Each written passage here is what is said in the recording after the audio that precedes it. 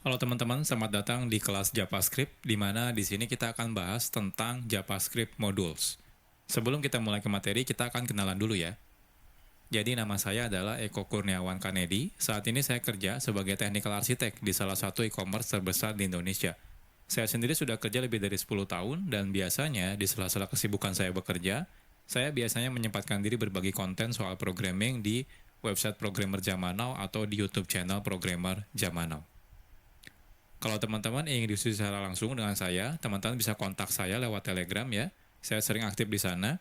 Atau jangan lupa juga follow sosial medianya Programmer Zaman Now, ada di Facebook, Instagram, YouTube, dan juga ada di Telegram channel. Kalau teman-teman dari perusahaan teman-teman misalnya butuh konsultasi, entah itu mengadakan training, pelatihan, atau konsultasi, teman-teman bisa kontak lewat email pribadi saya. Oke, jadi ini materinya bukan materi JavaScript dasar, jadi pastikan sebelumnya teman-teman sudah belajar kelas-kelas yang sudah saya buat sebelumnya. Yang pertama, teman-teman harus sudah belajar dulu tentang HTTP, ya. Lalu teman-teman juga sudah belajar tentang JavaScript dasar, JavaScript Object Oriented Programming, dan yang terakhir adalah JavaScript Standard Library. Nah, ini semua sudah saya buat kelasnya, jadi pastikan teman-teman sudah tonton ya kelasnya dan pelajari kelas-kelas sebelumnya ini. Kalau teman-teman sudah selesai menyelesaikan semua kelas ini, oke. Nextnya kita akan belajar tentang JavaScript Modules. Nah, ini agendanya lumayan banyak. Nanti kita akan berkenalan dengan JavaScript modul itu apa. Nanti kita akan coba menggunakan live server. Lalu kita akan bandingkan perbedaan tanpa menggunakan modul dengan menggunakan modul, perbedaannya apa. Lalu kita akan belajar yang namanya export dan juga import, lalu alias, dan lain-lain. Banyak sekali yang akan kita bahas di materi ini. Oke, nggak usah berlama-lama ya intronya, kita akan langsung masuk ke materi.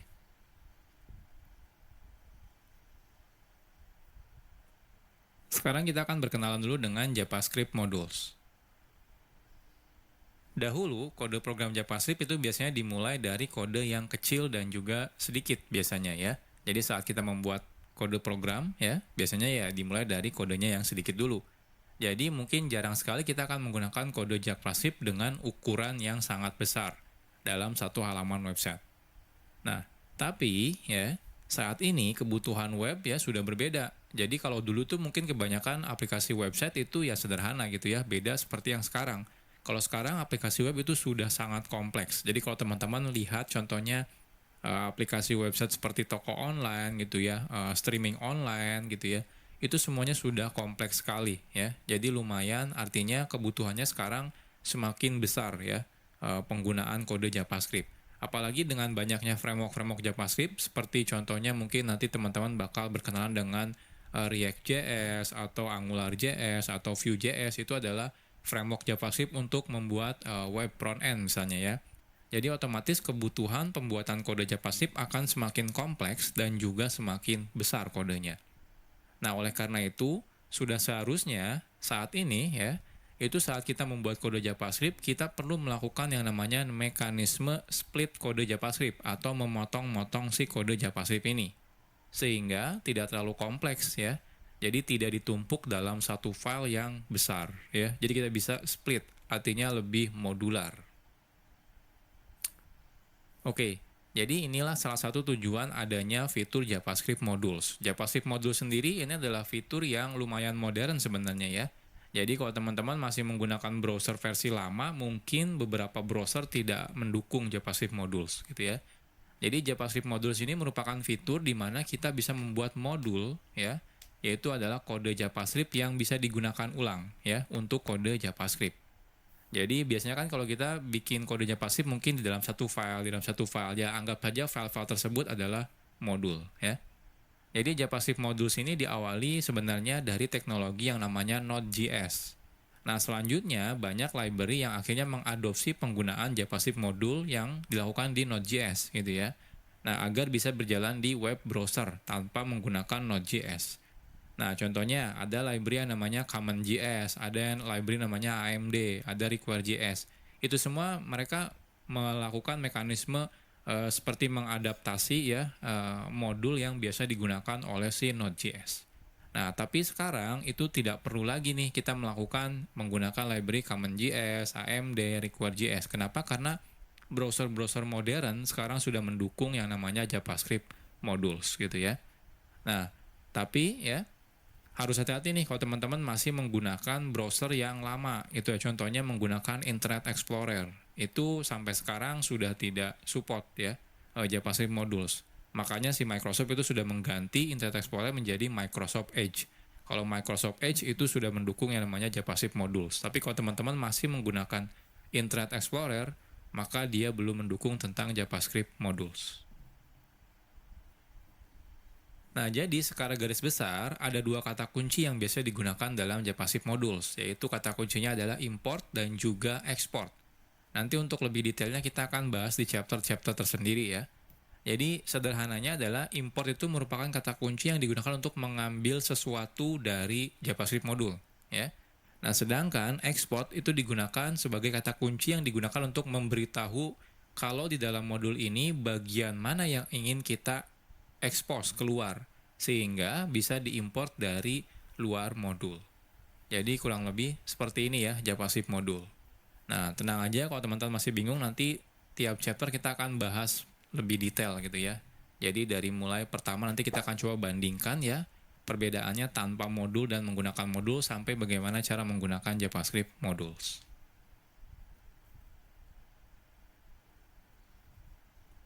Oke, sekarang kita akan membuat project-nya terlebih dahulu ya. Sederhana aja, kita akan buat folder kosong namanya adalah belajar JavaScript modules. Oke, saya akan masuk ya. Teman-teman silakan buat folder. Saya akan menggunakan perintah terminal ya. Teman-teman kalau mau menggunakan UI juga boleh, silakan. Intinya kita buat folder. Saya akan masuk ke tempat saya biasa development. Lalu saya akan make directory namanya belajar JavaScript modules ya. Lalu kita akan masuk.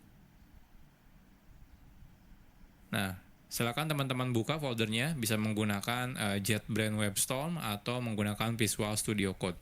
Saya akan buka menggunakan dua-duanya ya, WebStorm dan juga Visual Studio Code. Oke, ini Visual Studio Code dan ini adalah WebStorm. Ya, jadi sekarang kita sudah selesai ya. Jadi kita sudah bikin folder kosong ya. Teman-teman boleh gunakan editor mana aja boleh, nggak ada masalah ya.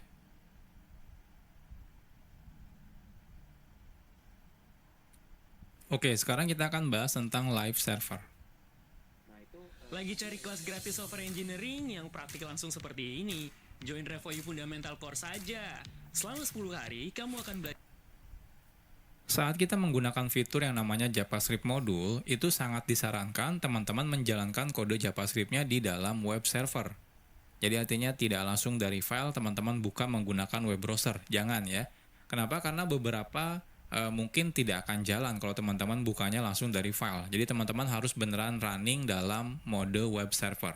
Nah, hal ini karena spesifikasi dari JavaScript module meminta secara default kode JavaScript perlu di satu domain server yang sama. Jadi kalau teman-teman misalnya membuka file HTML-nya menggunakan URL file.2/ di depannya gitu ya, maka dikhawatirkan akan terjadi error yang namanya CORS atau singkatan dari Cross Origin Resource Sharing gitu ya. Jadi pastikan teman-teman nanti menggunakan web server. Nah, di sini kita akan coba menggunakan web server ya. Dan tapi web servernya itu sangat gampang digunakannya gitu ya. Jadi teman-teman tidak perlu menginstal aplikasi tambahan seperti misalnya Nginx atau misalnya Apache HTTPD, itu nggak perlu gitu ya. Sudah ada plugin bawaan dari Visual Studio Code atau juga JetBrains ya. Itu sudah ada. Jadi teman-teman tidak perlu menginstal secara manual. Oke, kita mulai dari yang pertama. Jadi yang pertama itu kalau teman-teman menggunakan Visual Studio Code ya, teman-teman bisa install plugin namanya adalah Live Server.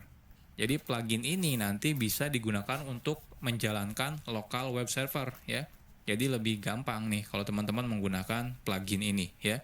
Jadi plugin live server ini bisa digunakan untuk menjalankan lokal web server sehingga saat teman-teman nanti mengakses kode JavaScript-nya, kita bisa menggunakan domain localhost ya. Atau misalnya 127.0.0.1. Oke, jadi ini pluginnya. Kalau teman-teman lihat di sini, silakan diinstal ya. Jadi kalau di Visual Studio Code-nya, teman-teman masuk ke bagian extension, cari langsung live server. Nah, di sini live server ya, kebetulan saya sudah menginstalnya. Kalau teman-teman sudah install, di pojok kanan bawah ini ada tombol Go Live. Ketika teman-teman klik Go Live, nanti dia akan merunningkan local web server ya terhadap folder yang sekarang kita buka. Ya, kebetulan di sini foldernya masih kosong ya. Nah, selanjutnya kalau teman-teman misalnya menggunakan JetBrains ya, JetBrains IDE itu tidak perlu menginstal apa-apa lagi. Di dalam JetBrains IDE seperti IntelliJ IDEA, WebStorm gitu ya, PHP Storm, Golang itu ya, itu semuanya sudah ada local web server. Jadi teman-teman tidak perlu menginstal plugin tambahan. Oke, jadi gimana caranya? Oke, jadi sekarang saya akan coba buat file HTML di sini ya. File HTML-nya isinya misalnya index. Jadi index HTML. Di sini misalnya belajar JavaScript modules. Oke, saya perbesar. Nah, seperti ini ya. Saya save. Nah, di Visual Studio Code juga sudah ada nih index.html. Ini saya perbesar dulu. Oke. Setelah ini teman-teman kalau di Visual Studio Code dulu ya, kita klik yang tombol Go Live ini. Ketika saya klik, nah lihat dia otomatis membuka browser. Browsernya ini langsung buka 127.0.0.1 di portnya 5500. Ini udah otomatis jalan menggunakan local web server ya. Nah, bahkan dia bisa auto reload. Jadi kalau teman-teman di sini edit gitu ya, saya tambahkan H1 misalnya belajar JavaScript module, saya save ya. Nah, lihat dia langsung reload, berubah ya. Perubahannya langsung kelihatan di sini. Jadi ini enaknya kalau menggunakan live server. Nah, kalau teman-teman menggunakan WebStorm, itu ketika teman-teman buka file HTML, nah di pojok kanan atas di sini ada tombol untuk menjalankan dalam mode live server. Jadi cukup klik misalnya Google Chrome ya. Ketika saya klik Google Chrome di sini, nah dia akan buka Google Chrome. Agak berbeda. Contohnya di sini hostnya menggunakan localhost, portnya 63342, mungkin berbeda ya. Dia biasanya random, beda seperti yang di Visual Studio Code, dia portnya 5500. Kalau yang di JetBrains dia random biasanya. Lalu di sini diikuti dengan nama foldernya biasanya. Kalau di sini enggak. Ya, nggak ada nama foldernya. Tapi kalau di sini ada nama foldernya. Tapi dia tetap ada hot reload-nya ya. Jadi kalau teman-teman ubah, di sini saya ubah 2 baris, saya save, saya buka browser, nah lihat dia otomatis hot reload ya. Jadi langsung ke reload seperti ini ya. Jadi ini mulai sekarang, jadi saya tidak akan menjelaskan lagi ya. Jadi saya pastikan kalau teman-teman nanti menggunakan belajarnya ya di JavaScript modul ini, pastikan selalu menggunakan local web server. Jadi saya ajarkan live server, kenapa? Karena ini yang paling mudah. Teman-teman tidak perlu menginstal aplikasi tambahan. I have 12 emails, 30 messages, and a proposal due by 10. How am I already underwater? I'm in the same boat. I'm in an accident.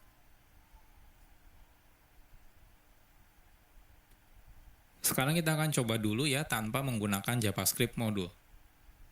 Sebelum kita membahas tentang JavaScript modul, sekarang kita akan coba dulu ya membuat kode program JavaScript tapi tidak menggunakan JavaScript modul. Nah, saat kita membuat file JavaScript, lalu kita load file JavaScript tersebut ya, menggunakan HTML contohnya, secara default kode JavaScript tersebut bisa langsung diakses.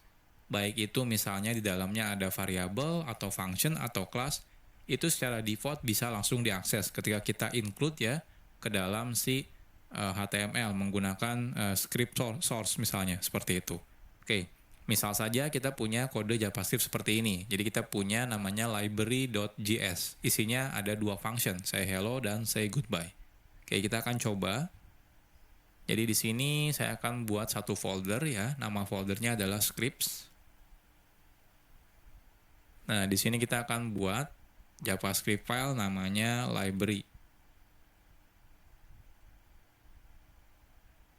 Jadi kita akan buat function yang namanya say hello, name,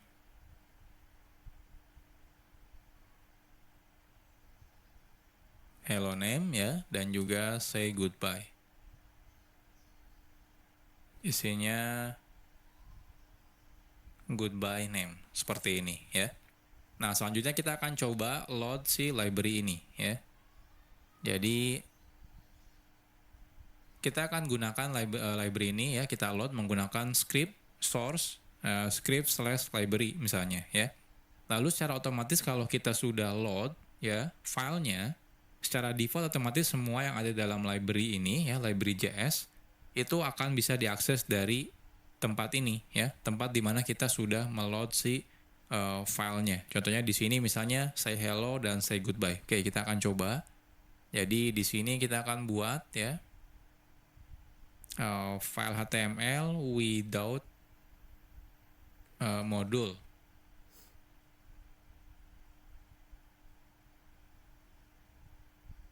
Oke, jadi di sini kita buat dulu script, source-nya kita ambil scripts/library.js ya. Lalu di sini kita say hello, misalnya echo, say goodbye, echo, seperti ini ya. Nah, kita lihat apa yang terjadi. Inspect. Nah, hasilnya di konsol kelihatan nih. Saya perbesar dulu. Nah, lihat ya.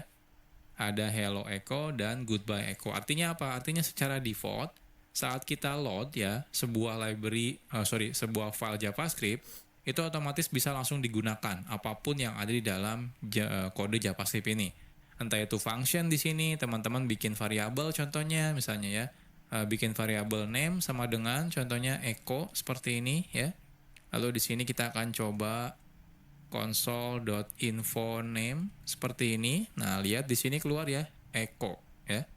Artinya apa? Artinya name ini bisa walaupun di sini tidak ada variabel name, tapi karena dia ada di library.js, jadi otomatis dia bisa digunakan. Ini behavior default ya kalau kita meload file JavaScript. Jadi semuanya bisa diakses. Ini kadang-kadang agak sedikit berbahaya, apalagi kalau kita meload misalnya beberapa library JavaScript gitu ya, beberapa file JavaScript, ternyata ada beberapa function yang sama atau juga nama variabel yang sama. Otomatis akan terjadi bentrok. Ya. Nah, salah satunya inilah kenapa kita butuh yang namanya JavaScript modules.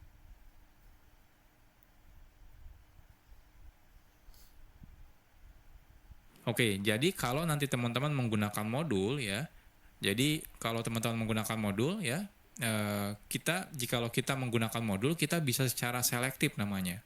Jadi milih-milih gitu ya. Jadi bagian kode mana yang akan diekspos keluar.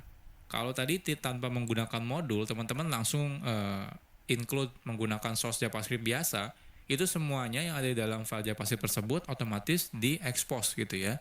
Nah, ini agak sedikit berbahaya. Tapi kalau nanti teman-teman menggunakan modul, teman-teman bisa pilih bagian mana, function mana, variabel mana, kelas mana yang ingin diekspos keluar. Karena mungkin beberapa variabel tidak mau diekspos keluar misalnya, seperti itu ya. Nah, secara default, kode yang kita buat menggunakan JavaScript modul tidak bisa digunakan dari luar file atau dari luar modul, kecuali memang kita meminta untuk mengeksposnya keluar. Jadi kalau yang JavaScript biasa itu ya, by default semuanya diekspos. Nah, kebalikannya dengan JavaScript modul. Kalau JavaScript modul, semuanya justru tidak diekspos. Jadi ketika kita pengen mengekspos, justru kita harus menyebutkan mana yang ingin diekspos keluar.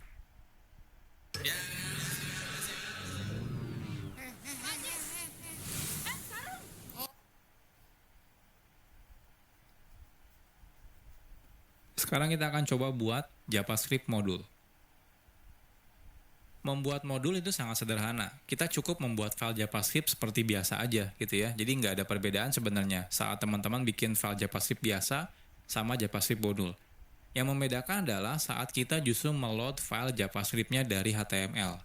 Kita tidak lagi menggunakan tipenya JavaScript lagi, melainkan tipenya adalah modul ya. Jadi kan biasanya kita script type JavaScript, defaultnya kita ganti menjadi script type modul ya. Oke. Nah, sebelum kita lanjut, nah teman-teman jangan sampai bingung ya. Jadi di sini saya mau bahas tentang file yang JavaScript dan juga modul JavaScript. Jadi kalau teman-teman nanti ketemu dengan file yang namanya .mjs, sebenarnya itu adalah file JavaScript juga ya. Nah, karena file JavaScript modul sebenarnya sama dengan file JavaScript biasa, kadang developer sering membedakan nama filenya antara JavaScript biasa dengan JavaScript modul ya. Biasanya kalau JavaScript modul, developer biasanya menggunakan file namanya .mjs ya. Jadi modul JavaScript. Nah, hal ini sebenarnya tidak ada kewajiban. Jadi teman-teman boleh tetap menggunakan .js atau kalau pengen beda nih biar kelihatan ya, ini kalau ini adalah kode modul gitu ya. Jadi kita pakainya MJS, itu nggak ada masalah. Tapi intinya tidak ada kewajiban. Hanya saja agar mempermudah ketika kita dalam development, kita bisa menggunakan nama filenya ya. Jadi tidak menggunakan nama file .js, tapi menggunakan MJS ya. Jadi teman-teman terserah bebas. Nah, tapi pada kelas ini kita akan tetap menggunakan filenya .js ya. Ya, biar tidak bingung aja gitu ya, terutama buat pemula loh. Kok ini filenya .mjs gitu ya. Nah, tapi nanti kalau teman-teman sudah mengerti tentang modul JavaScript, nanti kalau teman-teman suatu saat melihat project orang lain, extensionnya berbeda, misalnya pakainya .mjs itu tidak ada masalah gitu ya. Jadi entah itu mau menggunakan .js atau .mjs itu tidak ada masalah ya. Isinya sebenarnya kodenya JavaScript juga. Cuma seperti memberitahu aja kalau JavaScript ini isinya adalah modul. Oke, kita akan buat lagi file yang sama seperti yang sebelumnya, cuma bedanya namanya filenya adalah CJS. Isinya apa? Isinya sama persis, tidak ada perbedaannya. Jadi lebih baik kita copy paste saja ya. Jadi dari library JS ini kita akan copy paste di sini menjadi CJS ya. Nah, ini CJS ya. Jadi teman-teman punya say hello dan say goodbye. Nah, lantas sekarang pertanyaannya, apa bedanya tanpa menggunakan JavaScript modul dengan menggunakan JavaScript modul? Jadi yang membedakan adalah cara kita meload JavaScript modulnya, ya. Jadi caranya teman-teman tambahkan modul di sini. Jadi type-nya itu modul. Karena default-nya kalau teman-teman tidak menggunakan type, itu type-nya adalah JavaScript. Nah, kita ganti type-nya menjadi modul. Jadi perbedaannya cuma itu saja sebenarnya. Nah, sekarang kita akan coba. Jadi di sini saya akan buat file baru namanya with module ya. With module. Lalu di sini saya akan copy paste yang dari without module ya. Nah, yang membedakan adalah di sini berarti ini ada yang error sepertinya. Kode bodinya. Lalu di sini type-nya yaitu adalah modul seperti ini ya. Jadi bedanya cuma itu saja sebenarnya ya. Nah, sekarang kita coba running. Oke, harusnya jangan ke sini, bentar. Running. Inspect. Kita lihat. Nah, di sini error. Errornya kalau teman-teman perhatikan adalah say hello is not defined. Jadi ketika kita manggil say hello, ternyata loh kok di sini dibilang tidak didefinisikan. Jadi artinya apa? Artinya say hello itu tidak ada loh. Tapi kan kita ada nih di library JS. Oke, salah ya. Ini say.js. Saya save tetap error sih. Tapi kan ada ya di say.js. Ini ada say hello dan di sini ada say goodbye. Pertanyaannya kenapa? Kenapa error ya? Oke, kita lihat lagi ke slide. Jadi nanti teman-teman pasti bakal mengalami seperti ini ya. Jadi hasilnya adalah JavaScript modulnya pasti error nih ketika teman-teman manggil say hello. Pertanyaannya kenapa bisa error? Jadi secara default di awal-awal tadi sudah saya jelaskan sebenarnya. Saat kita menggunakan fitur JavaScript modul, semua kode yang ada dalam JavaScript modul, entah itu function, variabel, kelas, dan yang lain-lain tidak diekspos keluar modul tersebut. Artinya tidak bisa digunakan dari luar modul. Jadi cuma bisa di dalam file itu saja atau modul itu saja. Nah, kalau kita ingin mengekspos folder tersebut ya, jadi teman-teman tanya, saya pengen deh yang function say hello sama say goodbye pengen diekspos keluar. Nah, kita harus memberitahunya secara eksplisit. Jadi caranya adalah menggunakan kata kunci export yang akan kita bahas di chapter selanjutnya.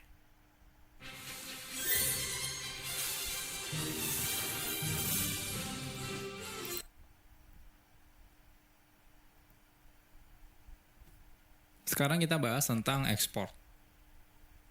Export itu merupakan kata kunci yang digunakan untuk mengekspos kode yang ada dalam modul ya. Jadi mengekspos keluar. Nah, export itu biasanya ditambahkan di awal sebuah variabel kah, function atau juga class. Jadi ketika teman-teman membuat function, depannya kasih export kalau teman-teman merasa ingin mengekspos function ini keluar modul. Artinya apa? Artinya bisa digunakan di luar modul ya. Oke, contohnya yang sebelumnya, contohnya kita punya yang say hello dan say goodbye.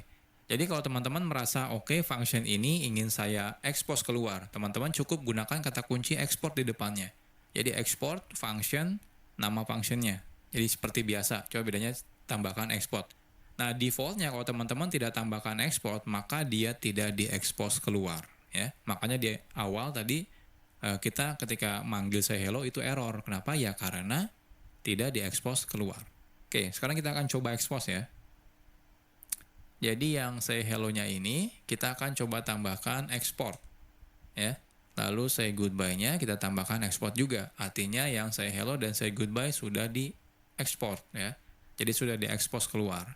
Nah, di sini harapannya adalah say hello dan say goodbye-nya itu jalan. Nah, kita coba refresh. Oke, ternyata masih tetap error nih. Say hello-nya tetap is not defined. Nah, kenapa ini? Padahal kita sudah export ya.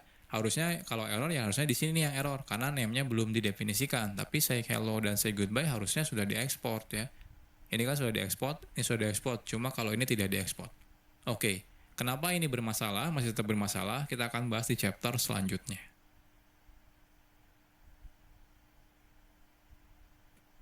Oke, sekarang kita bahas tentang import. Export itu digunakan untuk mengekspos kode yang ada di dalam modul ke luar modul. Nah, jikalau kita ingin menggunakan kode yang sudah diekspos yang dari modul tersebut, kita perlu menggunakan kata kunci yang namanya import. Makanya yang sebelumnya tetap error, kenapa? Karena kita belum melakukan import ya. Jadi wajib melakukan import terlebih dahulu. Nah, cara menggunakan kata kunci import ini sederhana. Caranya seperti berikut. Jadi cukup gunakan kata kunci import. Kalau cuma satu, teman-teman bisa langsung sebutkan nama yang akan diimportnya, misalnya nama functionnya, nama variabelnya, atau nama kelasnya. Kalau lebih dari satu, teman-teman bisa gunakan kurung kurawal. Kurung kurawal yang pertama apa, yang kedua apa, yang ketiga apa, dan seterusnya ya. Gunakan koma pemisahnya. Lalu kurung kurawal tutup, from, lalu di sini silakan sebutkan nama filenya, ya, nama file modulnya dari mana. Nah, modul hanya bisa digunakan di modul lain. Artinya apa? Artinya yang sebelumnya kan ketika kita bikin script itu defaultnya dia tipenya adalah JavaScript. Jadi teman-teman harus ganti ketika teman-teman menggunakan script, tipenya harus dijadikan modul lagi ya. Nah, saat menggunakan import kita tidak perlu lagi menambahkan script modul sort satu persatu ya. Karena sudah dihandle secara otomatis oleh si browser. Jadi ketika teman-teman menggunakan import lalu lokasi file JS-nya, dia otomatis akan meload si file JavaScript modul tersebut. Jadi teman-teman tidak perlu menambahkan lagi tag script, habis itu type-nya modul, habis itu source-nya dari file modul yang mana itu nggak perlu lagi gitu ya. Oke, jadi contohnya, jadi yang sebelumnya kenapa masih error? Yang pertama tipenya teman-teman masih menggunakan default-nya yaitu JavaScript, ya teman-teman harus ganti type-nya menjadi modul. Lalu di sini cara importnya adalah import ya. Say hello, say goodbye, from. Nah ini titik itu berarti relatif ke file sekarang. Habis itu titik slash script, ada folder script, lalu slash say js ya. Oke, kita akan coba. Jadi di sini ini type-nya kan default-nya kalau teman-teman tidak definisikan type-nya JavaScript. Nah, kita ganti menjadi modul lagi, harus sama gitu ya. Nah, selanjutnya ini kalau saya save. Nah, lihat di sini masih tetap error. Kenapa? Karena say hello-nya belum kita import. Ya, teman-teman harus gunakan import ya. Lalu di sini say hello, say goodbye, lalu from. Nah, from-nya dari mana? From-nya harus menggunakan nggak boleh langsung gini ya. Script say js. Nah, kalau seperti ini error ya. Errornya apa? Diberitahu kalau misalnya mau menggunakan modul itu harus relatif reference ya. Jadi seperti pakai slash atau titik slash ya, atau titik-titik slash seperti ini. Jadi kalau saya pengen dari file tempat file HTML saya lalu masuk ke dalam folder, jadi titik slash seperti ini ya. Ini saya save. Nah, lihat sukses ya. Nah, cuma info name-nya ini nggak keluar. Kenapa nggak keluar di sini? Karena tidak saya expose di sini ya. Tidak saya expose di CJS-nya. Selain itu juga di sini tidak saya import ya. Jadi kalau di sini teman-teman paksa import name seperti ini akan error gitu ya. Jadi kita melakukan request name tapi ternyata dia tidak diekspor dari modulnya seperti ini ya. Nah, kecuali teman-teman export nih name-nya. Nah, di sini export seperti ini ya. Nah, ini baru jalan nih konsol info name-nya keluar ya, echo seperti ini. Jadi sederhana ya menggunakan JavaScript modul itu. Cukup di file modulnya teman-teman lakukan export dan di tempat yang teman-teman butuhkan lakukan import.